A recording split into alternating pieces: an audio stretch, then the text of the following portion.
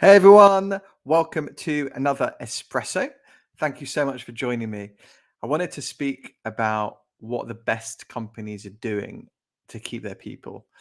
And it's been talked about so much. There's been this great resignation, which I think is a great resignation from bad companies with bad cultures, or just companies that haven't quite got it right. Or, companies are made up of people, and so different people in the different companies don't quite get things right, and you see their team start leaving. So it's super interesting and complex, and I think there's certain things that I've seen that people are doing right that mean that they keep their team and they keep their best people. And you hear, great stories of, wow, like they were the best manager I've ever had, and I've stayed there a long time, and things like that. And what is it about these people within these companies, and what is it that companies can do as a whole to make sure that people stay, and they don't leave? Although that said, people leaving, coming in, going, it's fresh. Like sometimes things come to a natural end. So, staff turnover as a whole isn't a bad thing. If people are leaving quickly, that's a whole different ballgame. So I think for me, it's appreciating everyone's an individual, everyone's a human, and be nice, be kind to people. There's no one size fits all, and people want to feel like they belong somewhere. They want to feel that people care about them. People are treating them nice. They're valuing them. They value their experience. They value their expertise. They value their effort. And so, as a leader, and the feedback I've had from people who've had awesome leaders, and just the way you should lead is you service your team, and that's what you find. The best leaders are servicing their team, and they're grateful, and they show gratitude to their employees and to their team for the work they do.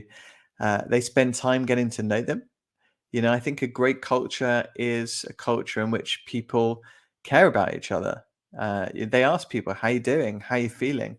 They invest the time in speaking and building relationships, and it isn't just here's the big stack of stuff you need to do. Crack on, mate. Don't talk to me. Don't really care how you're feeling, whatever. Are you burnt out? Whatever, man up. It's not about that. It's being about being nice. Here's the work. Let's do it. Let's do it. What support do you need? How can I make you do your job better? How can I help you be more effective? It's a win-win. It's like there's a financial transaction to it. It's, you're doing a task as an employee and you get paid for it. Or you might be in Web3 and working for a crazy decentralized autonomous organization, and you're getting tokens, and it's not a traditional, whatever the scenario is for your work and how you earn money is the transaction. But I think, as humans, we want more than that. We want to be happy at work. You don't want to be the person that's like praying that Friday comes because you don't like your work, because it's something that you do like most of your life, like Monday, Tuesday, Wednesday, Thursday, Friday. Or if you work on the weekends is you're working. And obviously there's economics at play, and you want to earn money, and not everyone loves the work they do, and a lot of people overemphasize how important it is.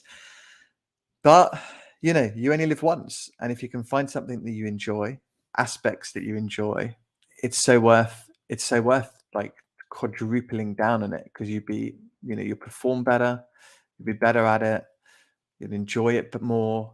There'll be more synergy with your work and your life, and things like that. And I know it's easy said than done. There are things you can do. You can sit down and you can think about the things you enjoy, think about what your interests are, think about what you're good at, ask people what they think you're good at, and you can start to go through this process. Exec coaches are awesome for that. But as an employer, sorry, you need to foster this environment of continuing learning and development. People want to feel like they're moving forward. They're learning, and the onus is on both. The onus is on the employee, the individual. And I talk a lot about being the CEO of your life and taking ownership of your own learning, your own development. Don't wait and rely on the company to do it for you. But if you're a leader, there are things you can do. You can do some great stuff. And we're in this crazy world now where your team might be in the office, then there might be remote, might be hybrid, mix of everything. I mean, we're all wandering into an environment which is different and changing.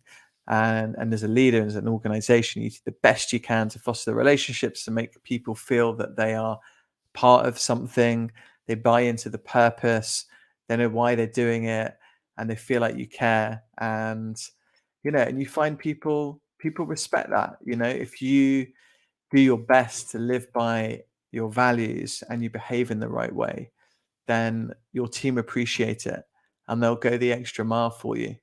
And it's the way it should be. And that's the best thing. And some of the best companies I see now who haven't had the issue of losing lots of staff over COVID, and haven't been part of this great resignation, but actually they've managed to keep their team because they've treated them really well over COVID, and they've invested in them, and they've been nice, and they've been kind, and they've been human. They've kept people, and people have wanted to work for them. And so this feeds into everything, right? Because you're able to attract people more easily. It's really tough right now. A lot of jobs, applications to jobs have gone down, and you don't want people speaking badly about your firm, about you as a leader, about the interview process. There's so many little factors that go in to attracting and retaining the best people. So make sure you can do what you can. And if you're leading a team, ask them how they're feeling, ask them how they want to work, ask them what you can do for them. And it's a really good way to go. And then that's what I'm seeing. That's it. The best people are doing that. And the feedback I get from people in the market who I speak to, they're the things they value from a leader. And so that's what you need to be doing. Hope that is helpful. I'm going to give you some more snippets later in my next espressos, and please feel free to subscribe in all the usual places, which are YouTube, Spotify, Apple Podcasts, anywhere that you like to listen to a podcast. And I hope you're all enjoying it, and see you soon.